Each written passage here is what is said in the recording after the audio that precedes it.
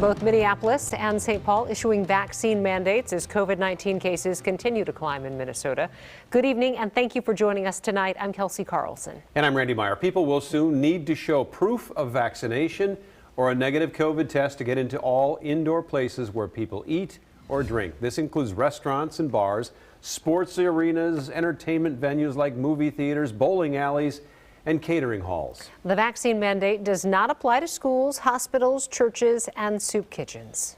Now, some people are exempt as well, including athletes, performers, and supporting staff. The policy does not apply to children 5 and younger in St. Paul and children under 2 in Minneapolis. This goes into effect January 19th. For ticketed events, it will be the 26th of January. We have team coverage tonight. Mary McGuire will look at the wide-reaching impact of the mandate. But we begin tonight with Fox 9's Babs Santos in Minneapolis. And so, Babs, you spoke with local restaurant owners. Some are on board with this, others not so much.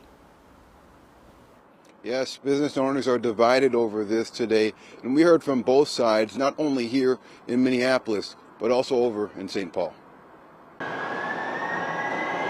Twin Cities business owners are split over Wednesday's news of a mandate requiring proof of vaccination or a negative COVID test to dine in Minneapolis and St. Paul restaurants. I need help, and these things aren't helping. It's great news for us. Catherine Pardue is the co-owner of Hark Cafe, and she says the downtown Minneapolis Cafe and Bar actually contacted City Council in August, suggesting the city enact a vaccine mandate months ago. From their response, it didn't seem like they were pursuing it very strongly, and that's when we decided to be leaders and do it on our own. So since August, they've already had these rules in place. A lot of people who don't live in Minneapolis were upset. Mostly, though, Catherine says the response from the community was overwhelmingly supportive of the decision. We gained, I think, 30% in sales after we made that choice. I think we're going to make less money in the end. Tim Mahoney owns the Loon Cafe, and he sees Wednesday's announcement as just one more thing, making it harder and harder to keep the doors open. Every time they do this, it's just another hit.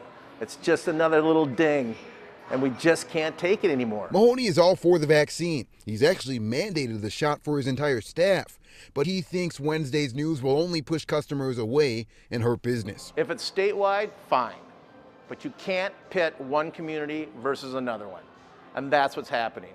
You can go to West St. Paul, which is 5 minutes from here. They don't have mask mandates, they don't have vax card mandates, they have free parking. He also feels the restaurant industry is being unfairly singled out. All those small bars and restaurants that have been on those floors for years are gone. Are they ever going to reopen? Probably not. COVID doesn't just go in restaurants and bars. And the city of Minneapolis says it reached out to business owners before this announcement today to get their input, but those restaurant owners we spoke with today said they didn't see this coming. Live in Minneapolis, Babs Santos, Fox 9. All right, Babs, thank you. And as we